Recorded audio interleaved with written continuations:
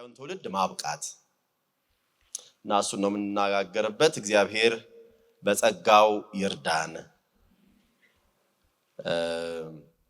አጭር ጸሎት ብንጸልይ እመርጣለሁ።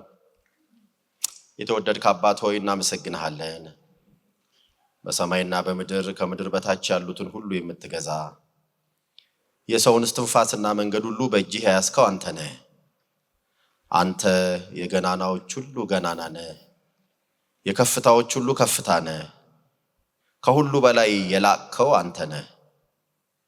ማንንም ወደ ላይ ቀና ብለህ አታይም። ሁሉ በስልጣን ስር ነው።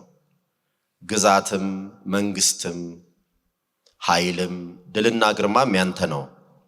አንተም በሁሉ ላይ ከፍ ከፍ ያልክ ራስ ነህ። እናመሰግንሃለን። እግዚአብሔር ሆይ ስለ ኃይል ስለ ብርታት አንጨነቅም፣ አንተ ተደክምብናለህ ብለን አንሰጋምና። ስለ ነገ አንጨነቅም፣ እግዚአብሔር ሆይ ነገን አንተ ብቻ በእጅህ ይዘሃልና። ትሞትብናለህ ብለን አንጨነቅም፣ የህይወት ምንጭ አንተው ራስህ ነህና። እናመሰግንሃለን፣ እናከብረሃለን ለህዝብህ አባት ስለሆንክ። አሁንም ደግሞ እነሆ እኔና ወገኖቼ በፊትህ አለን።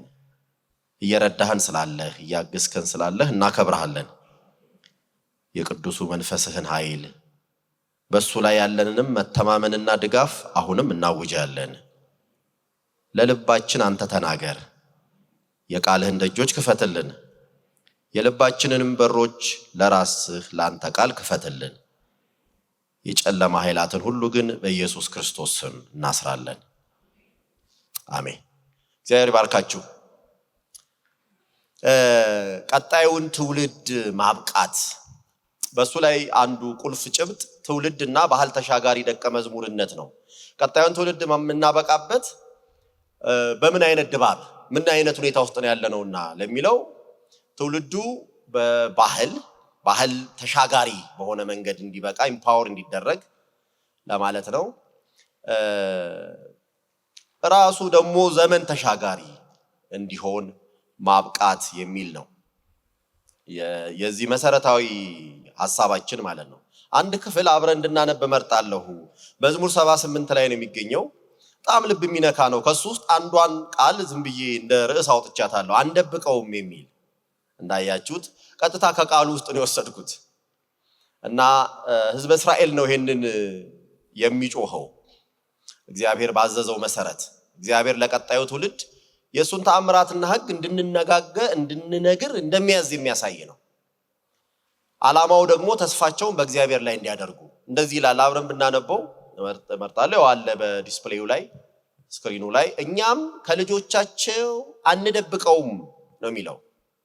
የእግዚአብሔርን ምስጋና ኃይሉንና ያደረገውን ድንቅ ሥራ ለሚቀጥለው ትውልድ እንናገራለን። ለያዕቆብ ሥርዓትን መሰረተ፣ በእስራኤልም ሕግን ደነገገ። ልጆቻቸውንም እንዲያስተምሩ አባቶቻችንን አዘዘ። ይህም የሚቀጥለው ትውልድ እንዲያውቅ እነርሱም በተራቸው ለልጆቻቸው ገና ለሚወለዱት እንዲነግሩ ነው። እነርሱም በእግዚአብሔር ይታመናሉ፣ የእግዚአብሔርን ሥራ አይረሱም፣ ትእዛዞቹን ይጠብቃሉ ይላል። በጣም ልብ የሚነካ ነገር ነው። ምን አንለውም፣ አንደብቀው ይላል። ምንድነው የማይደብቁት? የእግዚአብሔርን ምስጋና ኃይሉን ያደረገውን ድንቅ ሥራ ለሚቀጥለው ትውልድ እንናገራለን ይላል። እስራኤል ይሄን ቢል ልክ ነው፣ ያምርበታል። እግዚአብሔር በሚያስደንቅ መንገድ በተዘረጋች እጅ በብርቱ ክንድ እንዴት አድርጎ ከባርነት እንዳወጣው ያውቃል። እግዚአብሔር ሕዝቡን ወስዶ ከሕዝቡ ጋር ቃል ኪዳን ገባ በተራራው ላይ እና ዝም ብሎ የተገኘ ሕዝብ አይደለም፣ ከባርነት የወጣ ነው። በትድግና እግዚአብሔር ያመጣው ሕዝብ ነው። ይሄንን እናውቃለን፣ ያየነውን አንደብቅም፣ ያደረገውን ድንቅ ሥራ ለሚቀጥለው ትውልድ እንናገራለን ይላል። ይሄ በጣም መደላል ለምንነጋገርበት ነገር መሰረታዊ መደላድል ነው። ይሄ እንናገራለን፣ አንደብቀውም። ግን የምንናገረው ደግሞ ፈጥረን አይደለም፣ አፈ ታሪክ አይደለም የምናወራው። እግዚአብሔር ያደረገውን ድንቁን፣ በእኛ መካከል የመሰረተውን ሥርዓቱን፣ ኪዳኑን እንናገረዋለን። እናስተላልፋለን፣ ለትውልድ እናስተላልፋለን። እንዲያስተምሩ አባቶቻችንን አዟልና እኛ ተቀብለናል። እሱን ወደሚቀጥለው ትውልድ እናስተላልፋለን። ለምን? ዓላማው ደግሞ አለ። ይሄ የሚደረግበት የሚቀጥለው ትውልድ እንዲያውቅ ይላል። እኛም አንደብቀው የሚቀጥለው ትውልድ እንዲያውቅ ነው። የሚቀጥለው ትውልድ እንዲያውቅ አውቆስ በተራቸው ደግሞ እነሱ ለልጆቻቸው ምን እንዲሉ እንዲያሳውቁ ገና ለሚወለዱት እንዲነግሩ ነው። ስለዚህ ሰንሰለቱን ይነግረናል ማለት ነው። ገና ስንጀምር ይሄ ቅዱስ ቃል ክፍል የሚነግረን ከትውልድ ወደ ትውልድ የእግዚአብሔር ተአምራት ያደረገው ማዳኑ፣ በጎነቱ፣ በሕዝቡ መካከል የገለጠው ቸርነቱ መነገር አለበት። እግዚአብሔር መታወቅ አለበት። ከትውልድ ወደ ትውልድ መነገር አለበት። ተረት ተናጋሪዎች ሳይሆን የእውነተኛው ሕያው እግዚአብሔር ምስክሮች ነን፣ እንናገራለን ነው የሚሉት። እነርሱም ከዛ በኋላ ይህን ሲያደርጉ ምን ይሆናሉ? በእግዚአብሔር ይታመናሉ። ከሰሙ ምን ይሆናሉ? ያምናሉ። ካልደበቅነው፣ ከነገርናቸው፣ ካስተላለፍነው እነሱም ይህንን ያምናሉ፣ በሱ ይታመናሉ። የእግዚአብሔርንም ስራ አይረሱም። እቺን ቃል ልብ አድርጉልኝ። በኋላ ላይ ግን እናያለን ምን እንደተከሰተ። የእግዚአብሔርን ስራ አይረሱም፣ ትእዛዙን ይጠብቃሉ ይላል እና እንግዲህ ርዕሳችን እንደምታውቁት የተለወጡ ለዋጮች የሚል ነው። በዋናነት የያዝነው አይደለም። የተለወጡ ለዋጮችን ለማግኘት ትውልድን ማዘጋጀትና ማብቃት አስፈላጊ ነው ማለት ነው። እግዚአብሔር ራሱን ለሙሴ ሲገልጥ ራሱ መጀመሪያ ላይ በዘጸአት 3 እንደምናነበው የአብርሃም አምላክ፣ የይስሐቅ አምላክ፣ የያዕቆብ አምላክ እኔ ነኝ አለው እና እግዚአብሔር የአብርሃም አምላክ ብቻ ብሎ አልቆምም። ያ በአብርሃም በኩል ወደ ይስሐቅ ተላለፈ፣ ይስሐቅ ወደ ያዕቆብ። እግዚአብሔር የአብርሃም፣ የይስሐቅ፣ የያዕቆብ አምላክ ተባለ። ይሄ ስያሜ እግዚአብሔር የአንድ ወቅት አምላክ የተወሰነ ጊዜ ታውቆ የሚረሳ ሳይሆን የአንድ ግለሰብ አምላክ ብቻ ሳይሆን በትውልድ ቅብብሎች ላይ የከበረ አምላክ መሆኑን ያሳየናል እና ትውልድን ማዘጋጀትና ማብቃት በጣም ወሳኙ የእግዚአብሔር ማህበረሰብ ተልእኮ ነው ማለት ነው። እንግዲህ ትውልድን ማዘጋጀትና ማብቃት ስንል በእኔና በእናንተ ዘመንስ አማራጭ ነው ወይ? አይደለም። የእግዚአብሔር ዘላለማዊ ሐሳብ ነው። የእግዚአብሔር ዘላለማዊ ሐሳብ ደግሞ ለቀጣዩ ትውልድ እንዲተላለፍ ይፈልጋል። ስለዚህ ያ አደራ የጸና ነው። በየትኛውም ዘመን ያለ የእግዚአብሔር ሕዝብ ወደሚቀጥለው ትውልድ የእግዚአብሔርን እውነት እንዲያስተላልፍ አደራ አለበት። በግለሰብ ደረጃም እንደ አማኝ ማህበረሰብ ትውልድን ማገልገል ማለት ከዚህ የተነሳ ለእኔና ለእናንተ የነገዋን ቤተክርስቲያን ዛሬ ላይ መትከል ማለት ነው። የነገውን ማህበረሰብ መገንባት ማለት ነው። በሰፊው ደግሞ ከዛም ካለፈ ቢዮንድ የሚለውን ካሰብን ደግሞ ሀገርን፣ ዓለምን መገንባት ማለት ነው። ምክንያቱም ማህበረሰቦች በቤተሰብ የተዋቀሩ ናቸው። ቤተሰብ በግለሰብ የተዋቀረ ነው። ከአንዱ ተነስቶ ነው የሚሰፋው። እግዚአብሔርም በመጀመሪያ አንድ ሰው ነው የፈጠረው። ከአንዱ በተገኘችው ደግሞ ሴት በኩል ሆኖ በአዳምና በሔዋን እግዚአብሔር መላውን የሰው ዘር እንዳመጣ ከአንድ የተቆፈረ ጉድጓድ ነው። ከትንሽ ነው የሚሰፋው እና ቤተሰብ ትንሹን ነገር ከናቅነውና ካላረግነው ካልፈጸምነው ትልልቁ ነገር እየጠፋ ይሄዳል። ይሄ ግልጽ ነው። ፓት ኮንሮ የሚባል ሰው የአንድ ጋብቻ በፍቺ መዘጋት የአንድ አነስተኛ ስልጣኔ መደምሰስ ነው ይላል። የስልጣኔ መሰረት ቤተሰብ ነው ማለቱ ነው። ታች ነው ያለው። ትንሹ ከጠፋ ትልቁ መጥፋቱ አይቀርም። ስለዚህ የነገው ትውልድ፣ የነገው ማህበረሰብ፣ የነገው አገር መሰረት ዛሬ ትውልድ ላይ የምንሰራውን ስራ ይመስላል። ከ20 ከ30 ዓመት በኋላ ጌታችን ኢየሱስ ክርስቶስ ካልመጣ የኢትዮጵያ ቤተክርስቲያን መልክ ምን ይመስላል ካልን ዛሬ ቤተክርስቲያን የምትሰራውን ይመስላል። ኢትዮጵያ በሰፊው በሀገረ መንግስት ደረጃ ካሰብነው ምን ይመስላል ካልን አሁን እየተደረገ ያለው ውጤትን ይመስላል። ምን ይሆናል? እኔ ይሄና ያ ነው አላልኩም፣ ግን የምንሰራውን ነው የሚመስለው። ዝም ብሎ ዱብ የሚል ነገር የለም፣ ሂደት ነው። ስለዚህ ትውልድን ማብቃት የቤተክርስቲያን ቋሚ ተልእኮ ነው ማለት ነው። ምንድነው ግን ብያኔ ብንሰጠውስ? ምንድነው ትውልድን ማብቃት ስንል? ዲፋይን እናድርግ ለማለት ነው። ብያኔ የሚለው ቃል ካስቸገረ እንግዲህ አንዳንዴ በየነ ከሚለው የመጣ ነው፣ ከሱ ነው ብያኔ። ዲፋይን የሚለውን ከዛ ደግሞ ያው በየነ የሚለውን ብያኔ እንዲህ ነው የሚለው። የሚቀጥለውን ትውልድ ማብቃት ማለት ታዳጊዎችና ወጣቶች በእግዚአብሔር ቃል ታንጸው ክርስቶስን በመምሰል እያደጉ መንፈሳዊ ስጦታቸውን ለይተው በማወቅ ለቤተ ክርስቲያንና ለዓለም በጎ ተጽዕኖ ፈጣሪ እንዲሆኑ የማዘጋጀትና የመደገፍ ተግባራዊ ሂደት ነው። ኢትስ አ ፕሮሰስ። ዝም ብሎ በአንድ ቀን በቃ ጌታ የተመሰገነ ይሁን 3 ቀን ኮንፈረንስ አድርገናል ትውልድ ተዘጋጀ ልንል አንችልም። ሂደት ነው። በእያንዳንዱ ቀን ውስጥ፣ በእያንዳንዱ ሳምንት፣ በእያንዳንዱ ወርና ዓመት ደግሞም በዓመታት መካከል የሚደረግ ነው እና ተደራራቢ ደግሞ ቀጣይነት ያለው የማያቋርጥ ፕሮግሬሲቭሊ ሂደቱን ጠብቀን ከገነባን የምናገኘው ነው። የሚቀጥለውን ትውልድ ማብቃት እያልን ስንነጋገር የት ነው ትኩረታችን? ታዳጊዎች ላይ፣ ልጆች ላይ፣ ወጣቶች ላይ። በምንድን ነው የምናነጸው? በእግዚአብሔር ቃል። ስለተመኘን የምናመጣው የለም። 16 ጊዜ ሃሌሉያ እንላለን ስላልናቸው አይሆኑም።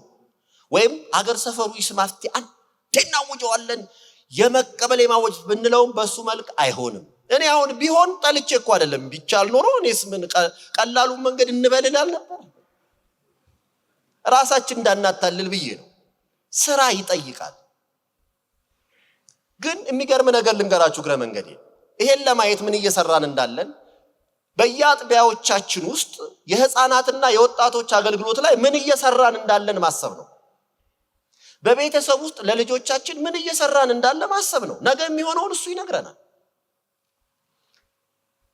ብዙ ጥሩ የተሻሻሉ ነገሮች ቢኖሩም በብዙ ቦታ ግን የሚታዩ ደግሞ የሚያሳዝኑ ነገሮች አሉ። ለምሳሌ የሰንበት ትምህርት በምንለው የህፃናት አገልግሎት ላይ ልጆችን ለማገልገል ተሰማርተው የምናያቸው ወጣት ልጆች ናቸው፣ ከነሱ ወይም አዳጊ ልጆች ናቸው። እገረማለሁ በጣም። እኔ ራሳችን ቤተክርስቲያን የተናገርኩትን ልንገራችሁ፣ የምጨቃጨቅበትን በየትኛው በዲኖሚኔሽን ደረጃ አጥቢያ ላይ ያሉ ልጆችን ማስተማር ያለባቸው መጋቢዎች ናቸው ላለው። ለምንድን ነው የአገልግሎት መለማመጃ የሚሆኑት ልጆች ላይ አገልግሎት ማለማመጃ እየሰጠን የምነገውን ትውልድ እየገነባን ነው ብንል ልክ አይሆንም። ወጣቶች ናቸው የሚያስተምሯቸው። እግዚአብሔር ይባርካቸው እያረጉ ስላሉ እኮ በእግዚአብሔር ቃል ታንጸው ለልጆች በሚሆን መንገድ የእግዚአብሔርን ቃል አጥንቶ ማቅረብ ያለበት ይበልጥ ማን ነው? የበለጠ ቃሉን የሚያውቅ ሰው ነው መሆን ያለበት። የበለጠ ቃሉን ያጠና ሰው ነው መሆን ያለበት። ከዛ ታንጸው ክርስቶስን በመምሰል እያደጉ እንጂ ወጣቶች እንዲህ ከሚበጠቡት የራሳቸውን እንትን ይውሰዱና እዛ ሞቅ ያርጉት ብለን የምንተወው አይደለም። ክርስቶስን በመምሰል እያደጉ መንፈሳዊ ስጦታቸውን ለይተው በማወቅ ብዙ ነገር ነው የታጨቀው። ለቤተ ክርስቲያንና ለዓለም በጎ ተጽዕኖ ፈጣሪ እንዲሆኑ የማዘጋጀትና የመደገፍ ተግባራዊ ሂደት ነው። ይሄ ማለት እንደኔ እዚህ የምንናገረው ሳይሆን ተግባራዊ ሂደት ነው።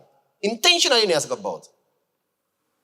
አሁን ትውልድን ስለማብቃት መናገርና ትውልድን ለማብቃት መስራት ሁለቱ የተለያዩ ነገሮች ናቸው፣ ግን አብረው ይሄዳሉ። መናገሩም አስፈላጊ ነውና ነው።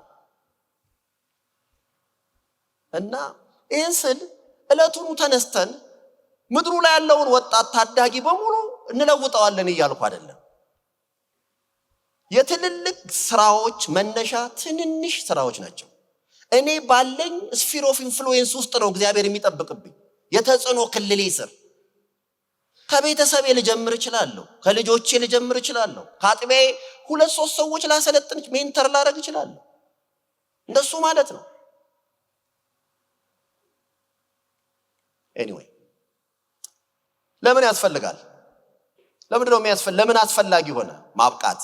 ኢምፓወር ማድረግ አንደኛ እግዚአብሔር በትውልዶች መካከል የእምነት መወራረስ እንዲኖር ስለሚፈልግ ነው። ቅድም አንብበናል መዝሙር 78 ላይ። በዘዳግም 6 ላይ እግዚአብሔር ለእስራኤል ያዘዘው ይሄንን ለልጆች አስተምረው ይላል። እያንዳንዱ እስራኤላዊ ሺማን አይረሳም፣ ስማ የሚለውን አይረሳም። ያውቃል፣ ሪሳይት ያደርጋል፣ ይደግም ይናገረዋል። እስራኤሎች ስማ፣ አምላካችን እግዚአብሔር አንድ እግዚአብሔር ነው። በፍጹም ልብ፣ በፍጹም ነፍስ፣ በፍጹም ሐሳብ እግዚአብሔር አምላክን ውደድ እያለ የሚለው ማለት ነው። ስማ ያውቀዋል። በኢያሱ አገልግሎት ጊዜ እግዚአብሔር ዮርዳኖስን ከፍሎ ህዝቡን ለማሻገሩ መታሰቢያ እንዲሆን ምልክት አስቀመጡ። ድንጋይ ማስቀመጥ የተለየ ነገር ሆኖ አይደለም ያስፈለገው። ሐውልትን መስራት አስፈላጊ ነው የግድ ተብሎ አይደለም። ስማችንን እናስጠራም ብለው አይደለም ያሉት። እነዛን ድንጋዮች በ12 ነገዶች ምሳሌ ሲያስቀምጡ እግዚአብሔር ነገረ ዓላማው። ለምንድን ነው የሚደረገው? የሚቀጥለው ትውልድ እነዚህ ድንጋዮች ምንድነው ብሎ በጠየቀ ጊዜ እግዚአብሔር ይሄንን ዮርዳኖስን ከፍሎ አባቶቻቸውን እንዳሻገረ እንዲያውቁ ነው። አይረሱም አላለም ቅድም? አይረሱም። ያንን ስራውን አይረሱም። ተአምራቱን አይረሱም። የእግዚአብሔርን ስራ ስርዓቱንና ኪዳኑን የማይረሳ ትውልድ እንዲኖር ነው የዛ ምልክት መኖሩ። በኢያሱ ምዕራፍ 4 ያው ዛስ ቁጥር 6 ላይ አለ ጀምሮ 7 የጠቢቡም ቃል እንደዚህ ይላል፣ ልጅም በሚሄድበት መንገድ ምራው፣ በሸመገለ ጊዜ ከእርሱ ፈቀቅ አይልም ይላል። ስለዚህ ለምንድን ነው የሚያስፈልገው? ማለት ከሱ ፈቀቅ ካስተማርከው ፈቀቅ አይልም። የእግዚአብሔር ቃል የሚሰራ ሁለትም አፍ ካለው ሰይፍ ይልቅ የተሳለ ነው። ጅማትና ቅልጥም እስኪወጋ ድረስ የሚሰራ ነው። ነፍስና መንፈስ መሃል ይለያል ይላል። ምን ማለት እንደሆነ እስኪ ገርመኝ ድረስ ማለት ነው። ምክንያቱም ነፍስና መንፈስ ኢንተርቼንጀብሊ ያገለግላሉ በቅዱሳት መጽሐፍት ውስጥ። በእነሱ መካከል ይለያል ይላል። እስከዛ ድረስ የሚሰራ ነው፣ ያው ነው። ስለዚህ ይሰራል፣ ሰዎችን ይለውጣል፣ ልጆች ይለውጣል፣ እግዚአብሔር ታዳጊዎችን ወጣቶችን ይለውጣል። ስለዚህ የመጀመሪያው የእምነት መወራረስ እንዲኖር እግዚአብሔር ስለሚፈልግ ነው። ሁለተኛው የእምነት መወራረስ ከሌለ ክፍተት ስለሚፈጠር ነው። በተለያየ ዘመን ቫኪዩም ሲፈጠር የሚከሰተው ነገር ቀውስ ነው፣ ኬኦስ ይከሰታል። በየትኛውም አይነት ስፊር ማለት ነው፣ በየትኛውም አይነት ሁኔታ፣ በየትኛውም አይነት ክበብ ውስጥ ሁኔታዎች ውስጥ ሪልም ውስጥ ችግር የሚፈጥረው ክፍተት ሲፈጠር ተከትሎት የሚመጣው ነገር ነውጥ ነው፣ አናርኪ ነው። በመንፈሳዊውም ውስጥ እንደዛ እግዚአብሔርን አለማወቅ፣ አመፃ፣ እርኩሰት፣ የጨለማ አደራረግ መስፈን ይጀምራል በማህበረሰብ ላይ ማለት ነው። የትውልድ ክፍተት ሲፈጠር መጽሐፍ ቅዱስ ላይ ማነሳው ብዙ ምሳሌ ልናነሳ እንችላለን፣ ግን አንድ ጥሩ ምሳሌ ያለን መሳፍንት ላይ ነው። አሁን ላነሳም ወደው መሳፍንት 2 ቁጥር 6 ጀምሮ እስከ 10 ሙሉ ማየት ይቻላል፣ ግን እቺን ብቻ ላነብ። ትውልድ ሁሉ ወደ አባቶቻቸው ተከማቹ፣ ከነዚያም በኋላ እግዚአብሔርን ለእስራኤልም ያደረገውን ስራ ያላወቀ ሌላ ትውልድ ተነሳ ይላል። እግዚአብሔርን የማያውቅ አንድ ትዕቢተኛ ሰው ነበር አይደለም የሚለው፣ ትውልድ ነው የሚለው። ኢትስ ጄነሬሽን። ምን አይነት ነው? ችግሩ ምንድነው? እግዚአብሔርን አያውቅም። እግዚአብሔር ለአባቶቻቸው በኩል ለእስራኤል ያደረገውን አያውቅም። እግዚአብሔርንም ረሳ፣ ያደረገውንም ረሳ። እንደዚህ አይነት ትውልድ ተነሳ። ከዚህ የተነሳ በመሳፍንት መጽሐፍ ውስጥ የምናየው የመሳፍንት አዙሪት የምንለው ቀውስ ውስጥ ገባ ማለት ነው። ቅድም እንዳልኩት ቀውስ ይፈጠራል። ክፍተት ሲፈጠር ቀውስ ይፈጠራል። ያ ቀውስ ምንድነው? እግዚአብሔርን አለማወቅ፣ አመፃ፣ የእርስ በርስ መፋጀት እስኪገርም እስከሚዘገንን ድረስ በእስራኤል ታሪክ ይፈጸማል ተብሎ የማይታሰቡ ሁኔታዎች ተከሰቱ። ለራሱ ካህን የቀጠረ ሰው ነበረ። አንተ በቃ እዚህ ሆነ ለኔ ትቀድሳለህ ብሎ ያ ኒካ ነው ማን የሚባል እዛ አስገባው። የግሉ ካህን ቀጠረ ማለት ነው። ሁሉም በአይኑ ፊት ደስ የሚያሰኘውን ወይም መልካም መስሎ የታየውን ነገር ያደርግ ነበረ ይላል። አንድ ትውልድ በአይኑ ፊት ደስ የሚያሰኘውን ማድረግ ጀመረ ማለት ምን ማለት ነው? ኢትስ ቫዮለንስ፣ አመፃ ተሞላ ማለት ነው። በርኩሰት ተሞላ ማለት ነው። እግዚአብሔርን ባለማወቅ ተሞላ ማለት ነው። በቅንዓት፣ በክርክር፣ በፍጅት ተሞላ ማለት ነው። ደግሞ ሆኗል። የሚገርመው የዛ የሌዋዊን ሚስት እንዴት እንዳረጓት ታስታውሳላችሁ? አንዱ ነገድ ብንያ ኦልሞስት ሊደመሰስ ነበረ። ሌሎቹ በሰሙ የአካሏን ቆራርጦ የላከበት ማለት ነው። እኔ መናገርም ስለሚዘገንነኝ ነው። ይሄ ይደረጋል ወይ ብሎ ነው። አስከሬኗን አምጥተው ደጁ ጥለውለት ሄደው ማለት ነው። ሲጫወቱባት አድረው በቁጣ ተነሳ እስራኤል። ምን ሊሆን ነበረ? ዋይፕድ አውት ሊሆን ነበረ። ይሄ ደግሞ ለከነዓናውያን እግዚአብሔር የተናገረው ነው። በምድሪቱ ላይ ከነዓናውያን ተነቅለው የሚወጡት አሞራውያን፣ ፌርዛውያን፣ ጌርስ እንደዛ የሚባሉት የሚነቀሉበት ምክንያት ለምንድን ነው? ጽዋቸው ስለሞላ ነው። እነሱን ምድሪቱ ትተፋና እናንተን እተክላለሁ አለ። ቃል ኪዳናዊ ታማኝነታችሁን እናንተ ካልጠበቃችሁ ደግሞ በተመሳሳይ መንገድ ምድሪቱ ትተፋችኋለች ብሏል። ምን ሆነ ማለት ነው? ቤንጃሚን የቢንያም ነገድ ሊጠፋ ሊደመሰስ ደርሶ ጫፍ ላይ። በሌላ አባባል ምን ሆነ ማለት ነው? ቤንጃሚን ቢኬም ከነናይት ማለት ነው። በኑሮ በህይወቱ ከነአናዊ ሆነ ማለት ነው። ስለዚህ ተጠረገ። ያው የተረፉት ተርፈው ነው በኋላ ሚስት እየተሰጣቸው ከሌላው እንደገና ያንሰራራው። እግዚአብሔርን የማያውቅ ስራውን የረሳ ትውልድ ተፈጠረ ማለት ዲማጎግ ጉግ ማንጉግ ይሆናል ማለት ነው። አስፈሪ ይሆናል ማለት ነው። እዛ ውስጥ ታማኝነት የለም፣ ቃል ኪዳን የለም፣ እውነት የለም፣ ፈሪሃ እግዚአብሔር የለም፣ በጽድቅ መኖር የለም። ያበቃለታል ማለት ነው። ሃይማኖት ሊኖር ይችላል፣ ዝም ብሎ በተቋምነት ሃይማኖት ሊኖር ይችላል፣ ግን ህይወት የሌለው ይሆናል። ያው ጳውሎስም እንዳለው በመጨረሻው ዘመን ሁለተኛ ጢሞቴዎስ ምዕራፍ 3 ላይ የጠቀሰው አይነት እና እንደሱ አይነት ይሆናል። ክፍተት ይፈጠራል። እሱ ብቻ አይደለም። ሶስተኛው የቤተ ክርስቲያን ቀጣይነትን ለማረጋገጥ ነው። ምን ማለት ለምንድን ነው እሱ ያልኩት? ቤተ ክርስቲያን ቀጣይነትን በልዕልናው የሚጠብቃት ቤተ ክርስቲያንን እግዚአብሔር ነው። ግን ደግሞ ለሰው የተሰጠ ኃላፊነት አለ ማድረግ ያለበት። በራእይ መጽሐፍ ላይ እኮ 7ቱ አብያተ ክርስቲያናት ማስጠንቀቂያ ተሰጥቷቸዋል እኮ። ችግር ውስጥ ነበሩ እኮ። አንዱ እኮ ልተፋህ ነው ተብሏል። ሌላውን መቅረዝህን ወስዳለሁ እኮ ተብሏል። ሌሎቹንም እንደዛው ማለት ነው። አሁን እሱ የት አሉ? አሁን የሰሜን አፍሪካ ዋሻዎች፣ የጥንቱ ኤዥያ ምድረ በዳዎች ውስጥ ሄደን የምንመለከታቸው ጥንታዊ ቅርሶቻቸው ውስጥ የምናየው ምንድን ነው? ትዝታ ብቻ ነው። It's just a nostalgia። ትዝታ በጥልቅ ቁጭትና በሚያልመዘምዝ ልብንና መንፈስን በሚያልመዘምዝ ቁጭት የሚሞላ ሄዳችሁ ኤፌሶንን እያያችሁ ኤፌሶን ላይ ቸርች ለማየት አያሳዝንም? የኤፌሶን ፍርስራሾችን ታያላችሁ። ጳውሎስ የተመላለሰባት እንደሆነ ታስባላችሁ፣ ስትጎበኙ ታዩታላችሁ። ግን ምንም የለንም ዛሬ እዛ።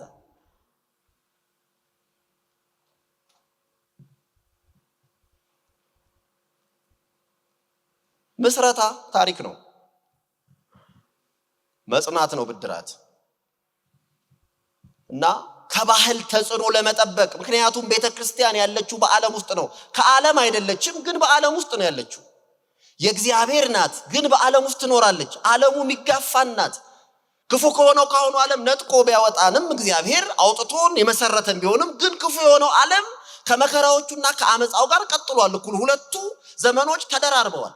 ሊመጣ ያለው አዲስ ዘመን በክርስቶስ ፊተኛ መምጣት ተመርቆ ስለተከፈተ ኦሬዲ እዚህ ነው ያለው። ግን ደግሞ ያ ክፉ የሆነው አሁኑ ዓለም የሚባለው ቀጥሏል። that evil age የሚባለው ሁለቱ ተደራርበው ነው ያሉት። በምፕ ያደርጋል። ስለዚህ የባህል ተጽዕኖ አለው ማለት ክርስቲያናዊ የሆነ የባህል ተጽዕኖ አለ። ከዛ መጠበቅ ስላለበት ነው ትውልድ። ዓለማዊ ፍልስፍናዎች ትውልድን እንዳይበክሉት በመጽሐፍ ቅዱሳዊ እውነት የታጠቀ ትውልድን መፍጠር ግድ ስለሚል ነው። ቤተ ክርስቲያን ቀጣይነት እንዲኖራት ዛሬውኑ ኖረን ሁሉን ጨርሰን እንድንሄድ አይደለም ያሰብን ስለ በእውነት የኔና የናንተ ልጆች ጌታ ኢየሱስ በክብር በእኛ ዘመን ካልተመለሰ በእነሱ ዘመን ቤተ ክርስቲያን ምን አይነት መልክ ይኖራት ይሆን? አሁን እኔ ለምሳሌ በግሌ ከሚያስጨንቁኝ ነገሮች አንዱ ነው። በመጨነቄ የተለየ ነገር ባላመጣም ግን በቃ እንዲህ ነኝና ይጨንቀኛል። እኔ አሁን አንዳንዱ ቦታ ያው ግልጽ ቢሆን ጥሩ ነው። ለምሳሌ አንዳንድ ቤተክርስቲያን ተብለው ስም ያላቸው ቦታዎች ላይ ልጆቼ እንዲሄዱ አልመክርም። ከነሱ ሁሉ እኔ ጠብቄ ነው ልጆቼን የምኖረው። አሁን ይሄ ንግግር ከአንድ አገልጋይ መነገሩ ሊያስደነግጥ ይችላል። አንዳንድ ስመ ቤተክርስቲያን ጋር እንዳይሄዱ ሁሉ ተከላክዬ የምኖር ሰው ነኝ። እናንተም እንደዛ እንደሆናችሁ አስባለሁ። ትውልዱ ካልበቃ እሱ ብቻ ሳይሆን ወንጌል የማሰራጨት ተልኳችን ይስተጓጎላል። ስለተመኘነው ብቻ ወንጌል ሊሰራጭ አይችልም። እኛ ላለፉት 2000 ዓመታት ኦልሞስት ክርስትና የተሰበከበት ምድር ውስጥ ነው የምንኖረው። ከነችግሩ ምኑም ቢሆን ያለፍንበትን ብናልፍም ግን ክርስትና ቀድሞ ከተዋወቀበት ምድር ላይ ያለን ባለ እድሎች ባለ አደራዎችም ነበርን። ጎረቤቶቻችንን ግን ተመልከቱ። 99.9 ምናምን 90 ነው ምንለው። ይሄን አንድ ቀን ሳወራ የኔ ጓደኛ ቆይቷል፣ የዛሬ 25 ዓመት ምን ይለኛል፣ በዚህ ቁጭ ስንነጋገር ሙቀጫ እንኳን ቢንከባለል እኮ ህንድ ውቅያኖስ ይደርሳል አለ። በዚህ ጊዜ በዚህ ዓመት በ2000 ዓመት እና አስደንጋጭ ነገር ነው በእውነት። እኛውን ጥማታችን ምንድነው? እግዚአብሔር ቀብቶኛል፣ እግዚአብሔር ልኮኛል፣ እግዚአብሔር አስነስቶኛል። የት? አሜሪካ ሊልከኝ ነው የምንለው። እኔ ሰው አሜሪካ አይልክም አላልኩም፣ አውሮፓም አይልክም አላልኩም፣ ልልም አልችልም። ግን ሁላችንን ከላከን ራሱ ይሄ ነገሩ ንግግራችን ራሱ ዊርድ አይሆንም እንዴ? አንድ ሰው እንዴት ለባንግላዴሽ ነው እግዚአብሔር የጠራኝ ብሎ ሲዝት እንዴት አንሰማም? ሃይቲ ነው እግዚአብሔር የጠራኝ አይባልም? እዚህ ሶማሌ ነው ማገለግለው፣ ሞቃዲሾ ነው የመጨረሻ ወንጌል የሚል አልሰማም? ትውልዱ ካልበቃ ወንጌል ማሰራጨት ተልኮ ህልም ነው የሚሆነው። እየተስተጓጎለ ይሄዳል። እሱ ብቻ እግዚአብሔርን ማወቅ ከትውልድ ወደ ትውልድ እንዳይተላለፍ የሚፈልግ ደግሞ ጠላት አለ። ባህል ብቻ አይደለም። እኛ ባናገለግላቸው የሚያገለግላቸው ሌላ አለ። እግዚአብሔርን ማወቅ ከትውልድ ወደ ትውልድ እንዳይተላለፍ የሚፈልግ አለ። ከመጽሐፍ ቅዱሳን አንዳንድ ለማስታወስ እንዲመች የሚሆኑ ታሪኮች ላንሳ። የአካዝያስ እናት የነበረችው ጎቶሊያ ካህኑ ዮዳሄን ሸሽጎ ካስመለጠው ብላቴና በቀር የመንግስትን ዘር ሁሉ አጠፋ ይችላል። ሁለተኛ ነገሥት 11 ላይ ማለት በዳዊት ቤት በቃል ኪዳኑ በንጉሳዊ ቃል ኪዳን በተረከበው በዳዊት ቤት ዙፋን ላይ የሚቀመጠውን ዳዊታዊ ወራሽ እንዳይኖር ማለት ነው። በመንፈሳዊ ሁኔታው ካየነው እንዲያውም ሊመጣ ያለው መሲሁን ዘር ሁሉ ለማጥፋት ማለት ነው። በሌላ አባባል ሙከራው እንደዛ ነው። ምክንያቱም ከላይ ከቃየል ጀምሮ በቃየል ዘር ሐረግ የመጣው የዘር ጠላትነት ምለው እዚህ ጋር የዘረኝም በሚለው አይደለም፣ የመሲሁ ዘር የሚያልፍበትን የሚቀናቀን የባቡን የሚያገለግለው ዘር ማለት ነው። ያ ፍጥጫ እዚህም ጋር ሊጠፋ ነበር ወልሞስ። ግን አንድ ሰው ዮዳሄ አንድ ብላቴና ሸሽጎ አተረፈ። ሄሮድስ ሕፃኑን ኢየሱስን ለማጥፋት በማሰብ በርካቶችን እንደፈጀ ማቴዎስ ምዕራፍ 2 ይነግረናል። የፈለገው ኢየሱስን መግደል ነው። የአይሁድ ንጉሥ ተወልዷል ስለተባለ፣ ያጠፋው ግን ሕፃናትን በሙሉ ነው። የተወለደበትን ጊዜ ቆጥሮ የሰማችሁበት መቼ ነው ብሎ ሊሆን የሚችለው ከዚህ እስከዚህ ዕድሜ ነው ብሎ በዛ ዕድሜ ያሉትን በሙሉ ደመሰሰ። በራእይ 12:1 ራእይ የታያለ የሴቲቱ የወለደችውን ሊውጥ ዘንዶ መጣ የሚል ማለት ነው። ወደ እግዚአብሔር ዙፋን ተነጥቆ ለሷ የንስር ክንፍ ተሰጥቷት አመለጠች፣ እግዚአብሔር አስጣላት ይላል እንጂ ግን ያን ልጅ አታክ ማድረግ ግን ፈልጎ ነበር። ዘንዶ ማለት ተኝቶ አያድርም ልላችሁ ነው። እኛ የአርሰናልና የማንቸስተር እንትን አስጨንቆን እንቅልፋችን ምናችሁ ሰውተን በምንልበት እሱ ግን እኔ መጥፎ ነው አላልኩም። ይሄ መጥፎ ነገር ሆኖ ሳይሆን በጣም የሚያስጨንቁን ነገሮች ቀዳሚ የሚሆኑ አይደሉም ለማለት ብቻ ነው ያመጣሁት። መጥፎ ነገር አይደለም። እኔም ያለው ኳስ ያው በየቦታው ባልሄድም እግር ሲጥለኝ ማለት ነው እንደሱ አይደለም፣ ሚስኮት እንዳልደረግ ማለት ልል የፈለኩት በጣም የሚያስጨንቀን ነገር ዋነኛ የህይወታችን ነገር ሆኗል ማለት ነው። ለምን ያስፈልጋል? ሌላው አራተኛው የእግዚአብሔር ሕዝብ እረኛ እንደሌለው መንጋ እንዳይሆን። ሙሴ የጸለየው ጸሎት ነው እዚህ ትዝ የሚለኝ። ሙሴ አትገባም ወደ ምድሪቱ ከተባለ በኋላ አትሄድም፣ ይሄንን ዮርዳኖስን አትሻገርም። ይሄው እኮ እግዚአብሔር ሆይ አለ። ለምን አልሻገራትም? ውጣና ብሎ ተናግሮት ወጥቶ ሲያይ ማለት ነው ከሞዓብ ከፍታ ቦታዎች ሆኖ ሲታይ እዚህ ጋር ዮርዳኖስ አለ፣ በዛ ተንጣሏል። አባቶቻችን እንደተናገርከው ለኛም እንደተናገርከው ማርና ወተት የምታፈሰው ምድር ይቻትና ልሻገር ይሄን ዮርዳኖስንና ልውረስ አለው እግዚአብሔር። ከዚህ በኋላ በዚህ ነገር ሁለተኛ እንዳትናገረኝ አለው። ይሄን ሲል ሹክክ ብሎ ተመልሶ እግዚአብሔርን መከተል ለምኑ ነው እያለ አይደለም የምናየው። ዘዳግምን ነው የጻፈው የሰበከውና የዘመረው። ምክንያቱም ዘዳግም የሙሴ ስብከትና መዝሙር ጥንቅር ነውና እና ምንድነው የሚለው? ልንገርህ እንደ እግዚአብሔር ያለ ማንም የለም ያለበት ማለት ነው። እስራኤሎች ስማ፣ እንደ እግዚአብሔር ያለ ማንም የለም። አትሻገርም ተብሎም አዎ። ለምን? እግዚአብሔር ከከነዓን ይበልጣል። ብወርስ እወዳለሁ ግን እግዚአብሔር ራሱ ይበልጣል። እሱን የከለከለው እና ተመልሶ ጸለየ።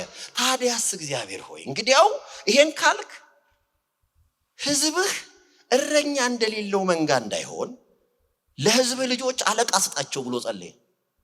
እንደዛ ተብሎ አሁን ሄዶ አኩርፍ በቃ ማለት እንትን አለልም። እሺ እግዚአብሔር የፈቀደ ይሁን እንዳለ ይሁን በቃ ከዚህ በኋላ ሞቴን እጠባበቃለሁ ቢል እንኳን እኮ በጣም እንትን ነው አይደለም፣ ምክንያታዊ እኮ ነው። በቃ እንዲህ ካልክማ በቃ ብሎ አላለም። ግን አውጥቶ የትም በተናቸው አይባልም ወይ? በምድረ በዳ ዘራቸው አይባልም ወይ? ስምህን አይነቅፉም አሕዛብ? ሕዝብህ እረኛ የሌለው መንጋ አይሆንም? ኢያሱ አለ አይደለም እንዲህ አለው፣ ሄድና እጅህን ጫንበት አለው። ወደ ድንኳኑ ወስደ ሰው አለው እግዚአብሔር። አያችሁ፣ ሙሴም ትዝ ሲለው ለካ ዘመኑን በሙሉ ከሱ እግር ስር ተለይቶ ያውቃል። የእግዚአብሔር ሕዝብ እረኛ ከሌለው ምን ይሆናል? የተኩላ መጫወቻ ይሆናል። በተምሳሌቱ መሰረት ቅዱስ ጳውሎስ ከኤፌሶን ሲሄድ ትናንትና ይህንንም ቃል ጠቅሰነዋል፣ ታስታውሳላችሁ። ለመንጋው የማይራሩ ጨካኞች ተኩላዎች እንደሚገቡባችሁ አውቃለሁ አለ። ለመንጋው የማይራሩ ጨካኞች ተኩላዎች from within you ስለሚል ከመካከላችሁ ስለሚል እንዲያውም አንዳንድ መተርጉማን ሽማግሌዎቹ ስለሆነ የጠራው እነዛ ሰዎች ሽማግሌዎቹ ሁሉ ውስጥ አሉ ተኩሎቹ ይላሉ። ከሩቅ አይደለም የሚመጡት። እና ይኸውልህ ተኩላ ደግሞ በጠባዩ በበግ መካከል መነኩሴ ልሁን ባይ ነው። በቃ ካልሰገድኩ ባይ ነው። ጠባዩ እንደዛ ነው። እንደዛ እንዳይሆን ነው ወንድሞች እህቶች። አራተኛው ምክንያት ኦኬ በቃ ናንሱ የማብቃት ዋና ዋና ምሰሶች። ታዲያ እሺ እናብቃ ትውልዳል ምንድነው? አራት ዋነኛ ምሰሶች እናያለን። አንደኛው እምነትን ማውረስ ነው። መንፈሳዊው ላይ ነው ማለት ዝም ብሎ በቃ ቁጥራችን እንዳይቀንስ ተመዝግበው ይቀጥሉ ሳይሆን እውነትን በቅዱሳት መጽሐፍ የጸናውን ከአባቶች ዘመን ጀምሮ የመጣውን የማይለወጠውን ክርስቶስ ኢየሱስ ለሐዋርያቱ የሰጠውን ሕያው ወንጌል ላይ የተመሰረተ መንፈሳዊነትን ማውረስ ማለት ነው። እምነትን ማውረስ ማለት ነው። የማይለወጥ እምነትን ማውረስ፣ ዶክትሪናሊ ራይት መሆን፣ ርቱ የሆነውን እውነት ማውረስ ማለት ነው። እዚህ ላይ መንመጣል። ሁለተኛው ሁለንተናዊ እድገቱ ደግሞ ሁለንተናዊ በሆነ መንገድ እንዲሆን፣ ሶስተኛው ተሰጥኦን ማልማት ሲሆን፣ አራተኛው ኃላፊነትን ማጋራት ነው። ለየብቻው ልናየው እንችላለን። አንደኛው እምነትን ማውረስ የሚለው ነው። የእግዚአብሔር ማንነትና ሥራ ለሚመጣው ትውልድ ማስተማር። ቅድም ያነበብነው ክፍል ምን አለ? እኛም ከልጆቻቸው አልሰወርንም። እኛ አንሰውርም፣ እውነት አንደብቅም። እነሱም ደግሞ ለሚቀጥለው ይናገራሉ። ለሚመጣው ትውልድ እውነትን የማስተላለፍ ኃላፊነት ማለት ነው። ቅዱስ ጳውሎስም ለጢሞቴዎስ ምን አለው? ሁለተኛ መልእክቱ ላይ ምዕራፍ 1 ቁጥር 5 በአንተ ያለውን ግብዝነት የሌለበትን እምነትን አስባለሁ። ይህም እምነት ቀድሞ በአያትህ በሎይድ በእናትህም በኤውንቄ ነበረባቸው፣ በአንተም ደግሞ እንዳለ ተረድቻለሁ ይላል። ግብዝነት የሌለበት እምነት ከሎይድ ተነስቶ በኤውንቄ አልቆ ጢሞቴዎስ ድረስ ደርሷል ማለት ነው ነገሩ። 3 ትውልድ ደግሞ የሚገርመው እዚህ የተጠቀሱት ሴቶች ናቸው። ለምን አባቶቻቸው እንዳልጠቀሰ አላቅም። አትሊስት የእሱ አባት ያልተጠቀሰው ግሪካዊ ነው። ምናልባት የማያምን ይሆን አላቅም። ማለት በእናቱ አይሁድ ስለሆነች ያን እምነት እሱ አልተጋራ ስለሆነ ይሆን አላቅም። ይሄ እምነት በእናትህና በአያትህ እንደነበረ ተረድቻለሁ ይላል። ስለዚህ እምነትን ማውረስ ነው አንደኛው ቴኔት ማለት ነው። ሁለተኛው ምሰሶ ሁለንተናዊ እድገት ነው። ትውልዱ በመንፈሳዊነት ጋራ በእውቀት በስነ ልቦናና በማህበራዊ ህይወት እንዲበስል ማድረግ ማለት ነው። ማለት እንዲሁ በመንፈሳዊነት ስም የተግለበለበ ብቻ ሳይሆን በመንፈሳዊነት ስም ነው ያልኩት እንጂ እውነተኛ መንፈሳዊነት አያግለበልም። ዝም ብሎ በቃ የገለባ እሳት አይነት ብቻ ሳይሆን እንደሱ ሳይሆን እውነተኛ መንፈሳዊነትን በእውቀት ቅድም ትናንት ዶክተር ግርምሽ ተናግሯል። እኔ እኮ ምን ጉድ እንደሆነ ጭንቅላታችን ስንገባ ብሏል። አንድ ሰው እንዲያውም እሱ ላይ ኮምፕሊመንት ላድርግና ምንድነው ያለው? ስትገቡ የማያምን ሰው ነው። ወደ ቤተ ክርስቲያን ስትገቡ አንጎላችሁን ደጅ አስቀምጣችሁ ግቡ ብለዋችኋል ወይ ነው ያለው። እሱ እንዲያውም ምንም የማይጠይቅ ደንዝዙና ኑ እኮ አልተባልንም። እውቀት የእግዚአብሔር ስጦታ ነው። አእምሮአችንን የፈጠረው እግዚአብሔር ነው። እና አንዳንዶች ሊናን ትተው በእምነት ነገር ጠፍተዋል። መርከብ ያለ መሪ እንደሚሄድ ይላል እኮ ጳውሎስ። መርከብ ያለ መሪ ባህር ላይ ሄደ ማለት ምን ማለት ነው? ጠፋ ማለት ነው። ሺፕሬክ በቃ አለቀ፣ ተጠናቀቀ። በእውቀት ስለ ልቦናዊ በሆነ መንገድ የበሰሉ፣ በማህበራዊ ህይወታቸው የበሰሉ እዛ ላይ እንዲታይ ያደረኩት ነገር በአንድ ሳምንት ብዙ ነገሮች ይሆናሉ ብያለሁ። ዘንባባ ይዞ ሆሳዕና ያለው፣ ከዛስ የሾህ አክሊል፣ ከዛ መስቀል ላይ፣ ከዛ ግን ትንሣኤ። ይሄ ሁሉ የሆነው በአንድ ሳምንት ነው። ልን የፈለኩ በዚህ በምንኖርበት ዓለም ቅጽበታዊ የሆኑ ብዙ ነገሮች የሚከሰቱበት ነው። አይ እንትናም ችግር የለውም በቃ ሲሰብክ ደስ ይለኛል ተብሎ አይተውም። በታይ መዝሙሯ አፍ እና ዝም ብሎ መዝሙር እያዜመ ብቻ መንፈሳዊ አይሆንም እኮ። እንዲያውም እኔ አሁን ምለው በአብዛኛው ዝማሬ ላይ ከልባችን እንስራ እያልኩ ነው። እኔ ማለት እኔ መዝሙር ምናምን አውቄ ማለት አይደለም፣ ለቤተ ክርስቲያን ምለው ማለት ነው። ዝማሬ አገልግሎት ላይ በአግባቡ ለምን ብዙዎች እምነታቸውን ጭምር የመሰረቱት በመዝሙር ላይ ነው፣ በሚሰሙት መዝሙር ነው ዶክትሪናቸውን ስታብሊሽ የሚያደርጉት። ስለዚህ ትልቅ ቱል ስለሆነ እነሱ ላይ መስራት ይሻላል ብዬ እና ከኮንሰርት ወደ ኮንሰርት፣ ከስብሰባ ወደ ስብሰባ፣ ከጉባኤ ተሯሩጠን የሚሆን ነገር አይደለም። ይሄ ነገር ሁለንተናዊ ድገት ያስፈልጋል። ያው እንደምታውቁት ኮንሰርት ለመግባት ወጣቶቻችን ተሰልፈው እንደሚውሉ ታውቃላችሁ። ያው መቼም አንዳንዱ ኤዲት እንደሚደረግ ስለማቅ ያለኔም ስለማይወጣ እዚህ ጋር ማለት ለማስተማር ግን ተጠቀማለሁ። አንድ ቀን እኔ ቦሌ አካባቢ ነው የሰበኩት። ዩጎ ሰብኬ ይወጣል ለመስበክ ጠዋት ሲሄድ ይሄ መሰብሰቢያ አዳራሹ እዛ ጋር ያለው መሰብሰቢያ አዳራሽ ላይ ወጣቶች ተሰልፈዋል። ጠዋት ማለት ነው ምን ነገራችሁ፣ ጠዋት ተሰልፈዋል። እኔ ምን እንደሆነ አላውቅም። ኳስ ሊያዩ ግቡ ለምን እንድሰራል አለፍኩ። ሰብኬ ጨርሼ ስወጣ ሁለት ፈረቃ ተሰልፈዋል። አሁን ተቀጠር ያኔ ደግሞ ጭራሽ መያዣ መጫፉ አይታይም። ምንድነው ምናምን ስል ማታ ሰማሁ። ቤቴ ስገባ ማታ ለካ ኮንሰርት ነበረ። ፕሮግራሙ የተካሄደው ከሰዓት ነው። ወጣቶቻችን ግን ጠዋት ቦታ እንዳያጡ ተሰልፈዋል። ያለኔ የሚነግረኝ ምንድነው ቤተ ክርስቲያን አልሄዱም ማለት ነው። መጽሐፍ ቅዱስ ጥናት ከነበራቸው አልሄዱም ማለት ነው። ልብ በሉ። እኔ ኮንሰርቱ ላይ ያለም ክሪቲክ እያረኩ ያለሁት እሱ ላይ አይደለም። እኔ ምንም እሱ ኔጌቲቭ ምንም አልተናገርኩም። አሁን ዝም ብለን የምን ኮንሰርት ነው ምናምን ስላልን ብቻ ለውጥ አይመጣም። ምን እናርግ መባል አለበት። አትሊስት ይሄን ካልኩ ይበቃል። እንዴት ይሁን ምን ይምሰል መባል አለበት። በቅርቡ ደግሞ በአንድ ኮንሰርት ላይ እንዲያው ዘማሪ እንትኖች የሚዘምሩት የእግዚአብሔር ቃል መኖር አለበት ብለው አስይዘው ነበርና በኋላ ኃላፊዎቹ ምን አሉ? እኛ እኮ ቃል አንጠቀምም ብለዋል። ይሄን የራሴ ምስክር የሆንኩበት ስለሆነ በነገራችሁ ችግር የለውም። ከ4 ሰዓት በላይ ተካፍለናል ዝማሬው ላይ። በመሃሉ ግን ቃል እግዚአብሔር አልተሰበከም።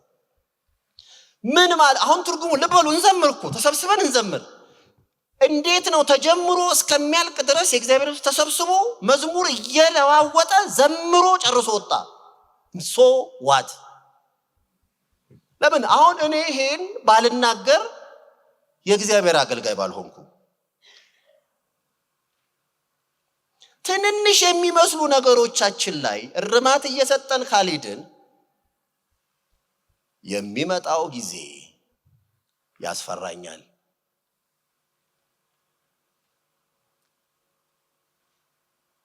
ያው እንደምታውቁት ከዓመታት በፊት በአንዳንድ ጉዳዮች ላይ ከ10 ዓመት በኋላ ሊሆን የሚችለው ነገር ይሄ ነው ብለን ስንል ሰዎች ይዘልፉን ነበረ። አሁን በዚህ ጊዜ ምንም አልናገርም፣ ብዙ ስለታከተኝ ማለት ነው። እና ደግሞ ማለት የሚችልበት ጊዜ ጨርሻለሁ ያኔ ብዬ ስለማስብ ነው። ያኔ አሁን የገባንበትን ኃይል ይሆናል ብሎ የሚያስብ መሪ ብዙ አልነበረም። አሁን ግን እየዋኘን ነው። ይሄው እዚህም ላይ ተናግሬ ያለው ማለት ነው። ምስክሮች ናችሁ እናንተ። በባህሪ ላይ ያተኮረ ዝግጅት ወጣቱ በፈተናዎች ፊት ጸንቶ እንዲቆም ያደርገዋል። በስሜት ነበልባል ብቻ የትም አይደረስም። ትናንትም ዶክተር ግርምሽ ነካ አድርጓል። ይሄ የክህሎት ስልጠና በዘመኑ ለተነሱ ጥያቄዎች መልስ እንዲሰጥ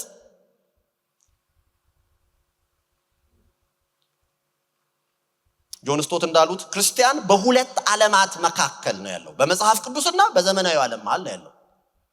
የመጽሐፍ ቅዱስን እውነት ይዞ አሁን ባለው ዓለም መካከል መፍትሄ የሚያመጣ ምላሽ ሰጪ መሆን አለበት ክርስቲያን። አሁን ማን እንዳለው አላውቅም፣ ሄንድሪክሰን ይበለው ማን ነው ሰባኪው ቅድም ያነሳ ነው ኖ ሰባኪው የእንግሊዛዊው ሰባኪ ስፐርጀን ይበለው ክርስቲያን በቀኝ እጁ መጽሐፍ ቅዱስን በግራ እጁ ጋዜጣ መያዝ አለበት ይላል። ስፐርጀን ነው ያለው። ጋዜጣ ያንብብም ለማለት ሊል የፈለገው ነገር የሚያገለግልበትን ዓለም ይወቅ ማለት ነው፣ ያለበትን ሁኔታ ይወቅ ማለት ነው፣ ይረዳ ማለት ነው። ቤተክርስቲያን ወጣቶችን ስታሰለጥን በጸሎትና በቃል ጥናት ብቻ ሳይሆን በቃል ጥናት ሳይሆን አላልኩም፣ ብቻ ሳይሆን ያልኩት ዋናው ያ ነው። በጸሎት በእግዚአብሔር ቃል ጥናት ልክ ነው፣ ግን አብሮ በአመራር ጥበብ፣ በግንኙነት ክህሎት፣ በስራ ስነ ምግባር ጭምር ሊሆን ይገባል። በቃ እንዲሰሩ ይለወጣል፣ ሁኔታው ይለወጣል እያልኩ እንደምጮህ ሁሉ በእንዴት ነው የሚለወጠው ሲሉኝ በመስራት ማለት አለብኝ። ተግቶ በመስራት ማለት አለብኝ። ቤተክርስቲያን ይሄን ማለት አለባት። ለድህነት ቤተክርስቲያን እንዴት ምላሽ ትስጥ ለድሆችም የሚል አንድ መጽሐፍ ድፍርስ ጅረቶች የሚል መጽሐፍ አንብቤያለሁ። እዛ ውጭም አለ እናንተ እንዳያችሁት። እዛ ላይ የቤተክርስቲያን አንዱ ተልእኮዋ ምንድነው ብሎ የሚለው መሰላችሁ? ቤተክርስቲያን የሥራ ስነ ምግባርን በወጣቶች በህዝቡ መካከል ማሳየት አለባት። ከመጀመሪያው ከኤደን ገነት ጀምሮ በመጽሐፍ ቅዱስ ታሪክ በክርስቲያን ታሪክም ጭምር ውስጥ ስራ ቁልፍ ቦታ ነበረው። ሳይሰራ የተለወጠ አገር የለም፣ ሳይሰራ የተለወጠ ማህበረሰብ የለም። እና እንዲሁ በደፈናው ልዩ ጊዜ ለኢትዮጵያውን መጥቶ ምናምን ብሎ ማለት ምን ማለት ነው? ምን ትርጉም እኮ የሌለው ነገር ነው። ይሄ አየር ላይ ያለ ነገር እኮ ነው። ምን ማለት ነው? መስራት የሥራ ይሄንን ስታሰለጥን ይሄን ማድረግ አለበት በሥራ ስነ ምግባር ጭምር። ስለዚህ ወጣት ኢምፓወር እናርግ ስንል እንደሱ የሚሆንበት ደግሞ ካሳዩአቸው ወጣቶች እኮ ይሰማሉ እኮ አቅጣይ ልክ እንደ ቦይ እኮ ነው። እንደሱ ማድረግን ይጠይቃል። ሌላው ተሰጥኦን ማበልጸግ ነው። እያንዳንዱ ወጣት ከእግዚአብሔር የተቀበለው ጸጋ አለው፣ ችሎታ አለው። ያንን አምኖ ተሰጥኦን በቤተክርስቲያን አገልግሎትና በሀገር ግንባታ ላይ እንዲያውል ማሰልጠን ያስፈልጋል፣ ማሳየት ያስፈልጋል፣ ምሳሌዎች ያስፈልጋል። እዚህ ላይ አንዳንድ ነገሮችን ግን መናገር እፈልጋለሁ እግረ መንገዴን። ሁሉንም ነገር እኛ መጋቢዎች ነን የምንሰራው ብለን ማሰብ የለብንም። ሁሉን ነገር ልናቅ አንችልም እኮ እኛ። አንዳንዱን የማናቀውን ስለማናቅ ለሚያውቁት መስጠት አለብን። ቤተክርስቲያን ውስጥ በየርዕሰ ጉዳዩ ላይ ያሉ ኤክስፐርቶች አሉን። ክርስቲያኖች የአእምሯቸው ትራንስፎርም የሆነ እውነተኛ ልዋጤ ያገኙ አማኞች አሉን እኛው መካከል። እነሱን መጠቀም አለብን። አንዳንድ ጊዜ የምንለው ምንድነው? ሁሉ እንሞክረዋለን፣ ልክ እኛው እንደምናደርገው እናስባለን። አይደለም።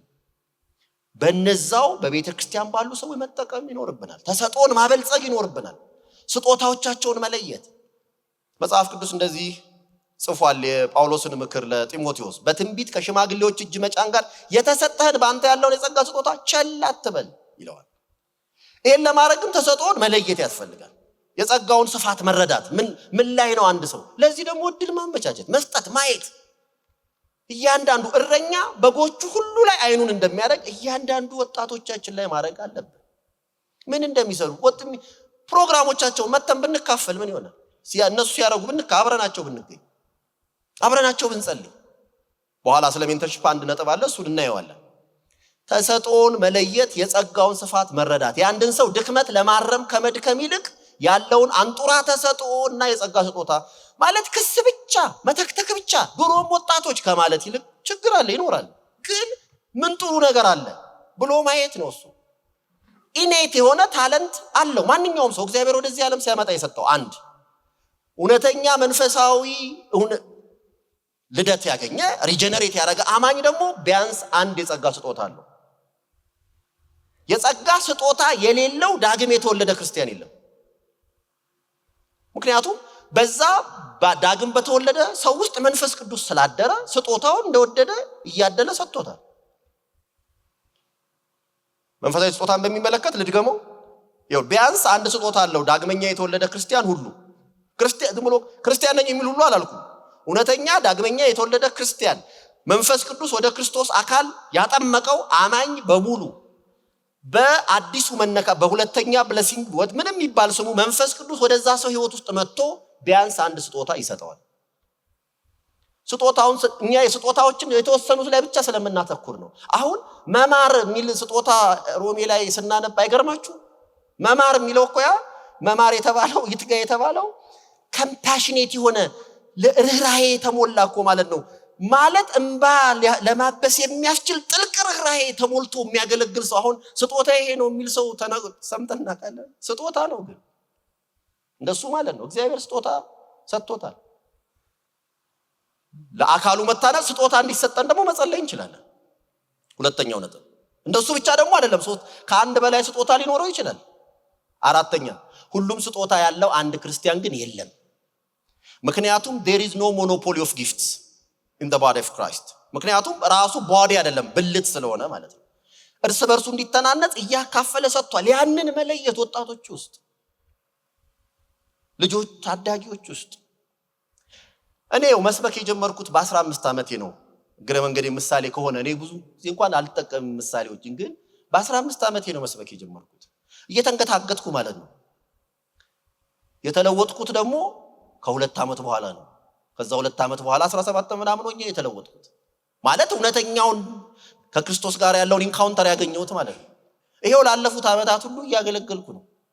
በእኔ ሰርቶ ከሆነ እነዛን ስጦታዎች በለኔም አብረው ለነበሩት ሲሰጥ ካየሁ በማንም ሰው ህይወት ውስጥ ጌታ ይገለጣል ማለት ነው። ሊያውም እኛ ምድረ በዳ ነው ወዲህ ውጣ ወዲህ ግባ እንኳን የሚለን አልነበር። ያ ሲከሰት ተባረርን። ስንባረር ሜዳ ላይ ወደቅን። የረባ መጽሐፍ እንኳን አላገኝም። ስለዚህ ሲሸልስ ሰማለሁ ማለት ነው ስብከቴ ሲያልቅብኝ መጽሐፍ። ምክንያቱም በማጠናበት ፍጥነትና በየቀኑ ማገለግልበት ፍጥነት እኩል አይሆንም እና ሰው ያስፈልጋል። ከዛ አንድ ቀን አለቀሱ። እኔ ምን ማድረግ አለብኝ ጌታ ሆይ? ይሄ ያንተ ቃል ነው። ብሳሳት እኮ አሳስታቸዋለሁ። አንተ ደግሞ ትጠይቀኛለህ። እኔ ደግሞ የሚያስተምረኝ የለኝም አልኩ። እንዲህ የሚሉ ወጣቶች ታዳጊዎች አሉ። ተሰጧቸውን መለየት፣ ከዛ ኃላፊነትን ማጋራት። ምንም ችግር የለውም። እኛ ይዘኑ የምንሄደው ነገር የለም። በነገራችን ላይ ከስር እንደ ቡቃያ ቱግ ብለው ስለበቀሉልን ደስታችን ነው እንጂ ተገዳዳሪዎቻችን አይደሉም። በማቅ አንድ ሻማ ይባላል አይደለም? ራው ላይ ያለውን ብርሃን ለሌሎች ሻማዎች ስለለኮሰ ለሌሎች ብርሃን ከማብዛቱ በቀር የራሱን አይቀንስም። ቀንሶ የሚሰጠው ነገር የለውም። ኢግናይት ነው የሚያደርገው። የዛኛውን ነው ኢግናይት የሚያደርገው። ኢትስ ዳት ሲምፕል። እግዚአብሔርን ማመስገን ሴሌብሬት ማድረግ ነው ያለብን ሲነሱልን ሲበዙልን እንጂ የማይጠይቀውን ካስጠጋንም ይሄ እንኳን አይቀና ብለን አስበን አስልተን መሆን የለበትም። ጳውሎስና በርናባስን ታስታውሳላችሁ? የበርናባስና የጳውሎስን ጥምረት በሐዋርያት ሥራ ምዕራፍ 13 ላይ እግዚአብሔር ነው ኢኒሺየት ያደረገው አይደል? ጠርቷቸዋል። ምን አረ ለጠራዋቸው ስራ ደግሞ ለዩልኝ አለ። ቤተክርስቲያንን ሲጾሙና ሲጸልዩ በዛች ቤተክርስቲያን ሐዋርያት፣ ነቢያት፣ መምህራን ነበሩ። አስነስቶ አጣመራቸው። ሲጠራ የቤታችሁ ጊዜ ሲኖራችሁ ይዩት። በየትኛውም ጊዜ ጳውሎስ ስሙ ከሳውል ጳውሎስ ከተባለበት ቅጽበት ባለው ጊዜ ውስጥ ያለው ላይ በርናባስና ጳውሎስ ብሎ ነው የሚጠራው። ቅድሚያ የሚጠራው በርናባስን ነው። የዛ ትብብር መሪው በርናባስ ነበር ማለት ነው። ግን የትም ቦታ ስትሄዱ ሲሰብክ የምታዩት ጳውሎስ ነው። ሲናገር የምታዩት ተአምራት የሚያደርገው ጳውሎስ ነው። በርናባስ ለሱ ሰጥቶ የቆመ ነው። በቃ እድል ይሰጠዋል ማለት ነው። ለነገሩ በርናባስ ገራሚ ሰው ነው። አንድ ምዕራፍ እንኳን ግን ስለሱ ታሪክ ተጽፎ መጽሐፍ ቅዱስ ውስጥ የለም። አንድ ሙሉ አንቀጽ እንኳን አይደለም የምናገኘው። እዛም የተበታተነ ነው። ግን ደጋፊ ነው፣ አጽናኝ ነው። ሰዎችን የመጀመሪያ ስጦታውን አምጥቶ ካስቀመጠበት ጊዜ ጀምሮ ስሙ በርናባስ ተባለ። ስሙን የሚያስለውጥ የተለየ ምክንያት አልነበረም ከዚህ ልቦናው በስተቀር እንጂ እኮ ጥሩ ስም ነው የነበረው። ዮሴፍ ወይም ዮና ማለት እንዴት ይቀየራል? ምርጥ ስም ነው። መጽሐፍ ቅዱስ ላይ ታላላቅ ሰዎች የተጠሩበት ስም ነው። ህይወት ውስጥ አይተው ነው። በቃ አምጥቶ ቁጭ አረገ። ሌዋዊ ነበር። አሁን ደግሞ እውነተኛ ደቀ መዝሙራዊ መሰጠትን አሳየ ማለት ነው። ከዛ እዛ ፈነዳ። በአሕዛብ መካከል ታላቅ ስራ ተጀመረ አንጾኪያ ሲባል የመጀመሪያው አሕዛብ ቤተክርስቲያን ማይላክ ጴጥሮስ ነው መሄድ ያለበት አላሉ። ባርናባስ ነው። ይሄ ለዚህ የሚሆነው ባርናባስ ነው። ለምን? ደግና መንፈስ ቅዱስ የሞላበት ሰው ስለነበረ ሄዶ በጸጋ ጠቀመ። ከዛስ ወዲያው ምንድነው ያለው እሱ? ማን ላምጣ? ሳውል ኦፍ ተርሴስ። ሄዶ ደግሞ ሳውል ሲለወጥ ቤተክርስቲያን ያገባው እሱ ነው። ታውቃላችሁ፣ ሌሎቹ አልተባበር ሲሉት አምጥቶ 1 ዓመት አብረው አገለገሉ እንጂ ጌታ የተመሰገነ ይሁን አሁን ትንሽ ሰፋ ብሎልኛል አንጾኪያ ነው ከሐዋርያቱ ከዛ እንደራረስም በአሕዛብ መካከል ያለው ያገለገልኩ እቺው አገልግሎቴ አለ። ሳውልን አመጣው ለይቶ ሚሽን ለስብከተ ወንጌል ውጡ አላቸው። ተያይዘው ሄዱ። በማርቆስ እስከተለያዩበት ጊዜ ድረስ ሁለተኛውን ዙር ሊጀምሩ ሲሉ ደግሞ ማርቆስ ይሄዳል። አይሄድም አለ ጳውሎስ። ለምንድነው የማይሄደው? ሲቪው ተበላሽቷል አለ ጳውሎስ። እሱ ሲቪው ተበላሽቷል አለ። ምን ነኝ ያልኩት ማለት ችግር አለ ከኋላ ሪከርድ ያዝንበት ከጳፉ እኮ ትዝ ይልሃል ጵንፍሌ ተለይቶ ሄደዋል። ስለዚህ አሁን አብሮን አይወጣም አለ። እሱ ደግሞ ምን አለ ይዘን ብንሄድ አለ። እና ከዛ ተነጋገሩ። ሲነጋገሩ ለምን ነው ይሄን የምለው? ምክንያቱም እዛ ውስጥ የሚል ነገር አለ። ምንድነው የሚል? እስኪ ተከፋፉ መለያየት ሆነ ምን እስኪ ከፋፉ። ይሄ ተከፋፉ የሚለው ግሪኩ ምን የት ቦታ ሌላ ቦታ እንዳለ ታውቃላችሁ? ለማገናዘብ እንዲሆን ሐዋርያት ሥራ 18 ላይ ቆሮንቶስ ሲገባ መንፈሱ ተበሳጨበት የሚለው ማለት ነው። እንደዛ እስኪሆኑ ድረስ ነው የሆኑት። አይሄድም ብያለሁ አይሄድም ሲል ይሄዳል ይላል እሱ። ካልሄደማ አልሄድም ማለት እሱ። ማርቆስ ደግሞ እንደምታውቁት ያው ዘመድ ናቸው ከዝን ምናምን ነገር ነው እና ለዘመዱ ወግኖ ነው በርናባስ አይደለም፣ እንደሱ አይደለም። ይዞት ሄደ በቃ። የሐዋርያት ሥራ መጽሐፍ ጳውሎስን ስለሚከተል በርናባስ ማርቆስን ወስዶ የት እንዳደረሰው አይነግረንም። በኋላ ግን ራሱ ጳውሎስ ይነግረናል። ጳውሎስ ታሰረ ሮም ከተለያዩ ከ7 ዓመት በኋላ ከበርናባስ ጋር። ከዛ ይሄም ከእንትን ሄዷል እንትናም እንዲሆኗል ብሎ በሚጠቅስበት ውስጥ ምን ይላል? ማርቆስ ብቻ ከእኔ ጋር አለ ታስሮ ይላል። ማርቆስ ለወንጌል ታማኝ ሆኖ ታስሮ ሮም ከጳውሎስ ጋር አይገናኙ? ማን ነው ለዚህ ያበቃው? በርናባስ ነው። የባሰ የሚያስገርመኝ ልንገራችሁ። በሁለተኛ ጢሞቴዎስ ላይ ነው ያለው መጨረሻው ምዕራፍ ላይ እነ ዴማስ ጥለውኝ ሄደዋል ምናምን ያለበት ሰው ሁሉ ተውኝ ጌታ ከኔ ጋር ሆኖ አበረታኝ የሚለው ላይና ልመና ይዘህልኝ መጽሐፉና በርኖሱን ላይህ ናፍቃለሁ ብሎ አንድ ነገር ግን ናፍቃለሁ ስትመጣ ለአገልግሎት እጅግ ይጠቅመኛልና ማርቆስን አምጣው። ለአገልግሎት በዚህ ቀውጥ የመጨረሻ የኑዛዜ ቤት ውስጥ ሆኖ ጳውሎስ አንድ ሰው ሲያስብ ማን ነው ለዚህ የሚጠቅመኝ? ማርቆስ። ያ ከኛ ጋር አይሄድም የሚባልን ሰው ማርቆስ የሚባልና የማርቆስ ወንጌል የጻፈ ጴጥሮስን በሁለተኛ መልእክቱ ወንድማችን ማርቆስ እንዳለ ሁሉ ማርቆስ ሆነ። ኃላፊነትን ማጋራት፣ እድልን መስጠት። ስለዚህ አደራ ሐዋርያው ለጢሞቴዎስ ጳውሎስ እንደዚህ ይላል፣ ብዙ ሰዎች የመሰከሩለትን ከኔም የሰማኸውን ሌሎችን ደግሞ ሊያስተምሩ ለሚችሉ ለታመኑ ሰዎች አደራ ስጥ። ይሄ ሰንሰለት ጳውሎስ ለጢሞቴዎስ፣ ጢሞቴዎስ ለሌሎች ታማኝ ሰዎች፣ እነዛ ደግሞ ለሚቀጥሉት ያስተላልፋሉ። ይሄ ሰንሰለት ይቀጥል። ትንሽ ልሂድ። ለውጥ አምጪ ወጣት መሪዎችን በማፍራት ሂደት ወጣቶች በስነ ምግባር በእውቀት በራእይ መገንባት ለዘላቂ ለውጥ መሰረት መጣል ነው። ዋናው መንገድ ታዲያ አርአያነት ያለው ግንኙነት ነው። ሜንተርሺፕ፣ ሜንትሪ የሚሉት የኛ ሌላ ቃል ስላላገኘው አርአያነት ያለው መሪነት፣ አባታዊ መሪነት ልላልኩና ደግሞ አባት የሚለውን ደግሞ ከአንዳንዱ መስመር ከሳታው ጋር ኮንፊውዝ እንዳይሆን ብዬ ጳውሎስ ልጄ ሆይ በሚለው አይነት ለማለት ፈልጌ ነው።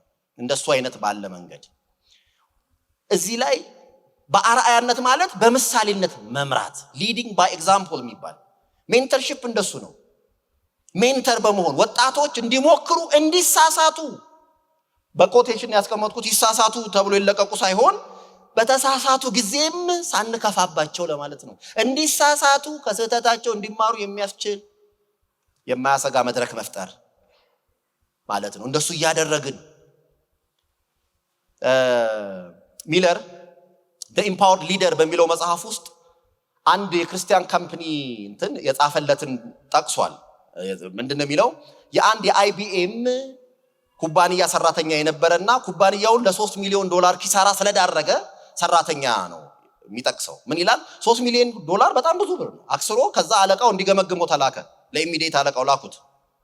ከዛ ሄደ አለቃው ጋር ገባ ማለት ነው። በእለቱ አውቋል ከስራው እንደሚያባረሩት፣ ግን ምን ብለው ነው የሚያባረሩኝ የሚለውን ለመስማት ነው የገባውና ፕሮሲጀሩን ለመከተል ቁጭ አለ። እኔ ልክ ያንሳነብ ሰውየው የታየኝ እንደዚህ አንገቱን ደፍቶ ነው አለቃው ሲናገር።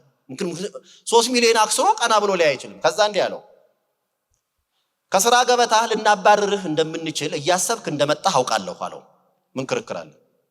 ነገር ግን ባንተ ላይ ኢንቨስት ያደረግነው እጅግ ብዙ ከመሆኑ የተነሳ ከስራ ገበታህ ልንነቅልህ አለመቻላችንን ልነግርህ ነው የጠራሁህ አለው።